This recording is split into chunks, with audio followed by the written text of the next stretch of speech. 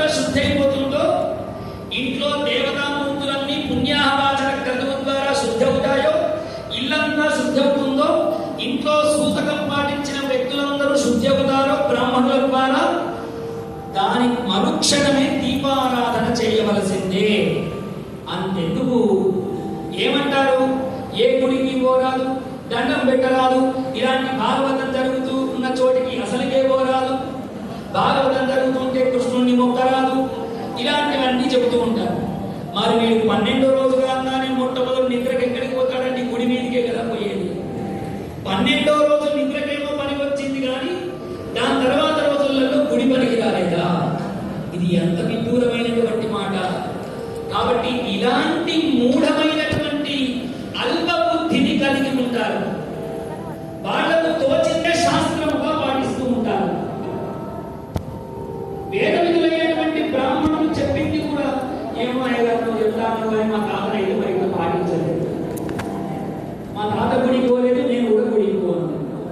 మరి మీ తాత వాళ్ళ తండ్రి చనిపోయినప్పుడు యాగాలంతా అన్నం తినకుండా ఉన్నాడు, నువ్వు కూడా అన్నం తినకుండా ఉన్నాడు. అక్కడైనా ఉంటాడా కదా? నిజంగా పితృదేవతలను మనం ఆరాధించాలి అంటే ఏం చేయాలి? దేవుడి పూజను మానేయమని కాదు, పితృదేవతల ప్రీత్యర్థంగా నువ్వు పూర్తిగా సంవత్సరం అంతా వాళ్ళకి ఇష్టం ఉన్న పదార్థములు, ఎలాగైతే కాశీలో మీకు ఇష్టమైన పదార్థాలు వదిలేస్తారో అలా ఏడాదంతా నాన్న పేరుతో నేను వంకాయ కూర తినను విడిచిపెట్టేసే.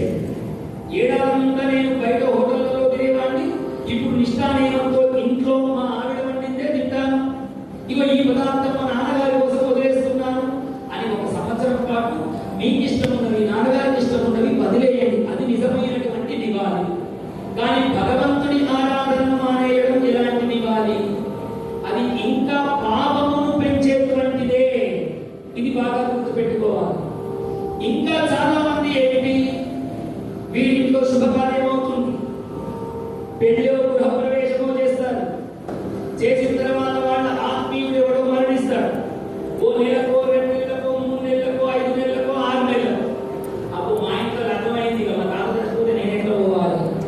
లగ్నమైతే వాళ్ళు చదువుకోవడం బంది. ఆ ఏడాదంతా పోకూడదనేటువంటి ఒక నియమం పెట్టుకుంటారు. ఎందుకు అలా పెట్టుకున్నారో, ఈ శాస్త్రం అంతా ఎవరు గుర్తించారో అదంతా గుర్తించిన వాడికే తెలియదు. మరి ఎందుకు పోవద్దు అని ఎవరైనా గట్టిగా అడిగారు, ఏమో అయ్యారు మాకైతే తెలియదు, మా వాళ్ళు పోలేదు, మేము మా తాత నేతి నాటినంటే నేను మూతి నాటినా అని చెప్పాను. శాస్త్రం ఏమిటి, దాని యొక్క విధి విధానం ఏమిటి అనేటువంటిది వేద విధులైన బ్రాహ్మణులు చెప్పినా దాన్ని పాటించకుండా ఉండేటువంటి మనుషులే మందబుద్ధులై కలియుగమున ముందురు. వేదము నమ్మేవాడే ఉన్నాడు కలియుగం. ముఖ్యముగా కామవాంఛల మీద మాత్రమే కోరికలు ఉన్నటువంటి వాళ్ళు అధికముగా ఉంటారు. స్త్రీలందరూ స్వేచ్ఛా విహారులై తిరుగుతూ ఉంటారట. దొంగతనములు పెరిగిపోతాయట. ఒకరి మీద ఒకరికి అసూయ ద్వేషములచే పరీక్షిత మహారాజు ఒకరి మీద ఒకరికి అసూయ ద్వేషములు కలిగి ఉంటాయి. గృహస్థుడికి ముఖ్యమైనటువంటి ధర్మము అతిథి దేవో భవ. గృహస్థుడు ఎప్పుడు భోజనం చేయాలి అంటే, ఇంట్లో ఎవరికైనా అతిథికి భోజనం పెట్టి అప్పుడు భోజనం చేయాలి. పూర్వకాలంలో అతిథి దొరకని నాడు గోవుల కొరకని గోరసములు పక్కకు పెట్టి గోవుపై గోవుకు పెట్టైనా వీళ్ళు భోజనం చేసేవారు. ఇప్పుడు అతిథులు వచ్చారు అంటే తలుపు తీయగానే వాడెవరో చుట్టం కనిపించారు అంటే రండి రండి అని పిలవడం కాదు, ఎన్ని రోజులు ఉంటారండి అని అడగండి. ముఖం మీదనే వాడు ఎప్పుడు వెళ్ళిపోతాడా మనం అందరం ఎదురు చూడటమే. బంధాలు, బాంధవ్యాలు, ప్రేమ, ఆప్యాయతలు కలియుగంలో నశిస్తాయని ఆనాడే సుఖబ్రహ్మ పరీక్షిత్ మహారాజు తెలియజేశాడు కలియుగపు లక్షణాలు. ఇప్పుడు ఇవన్నీ మనకు అనుభవైక సాధ్యములే.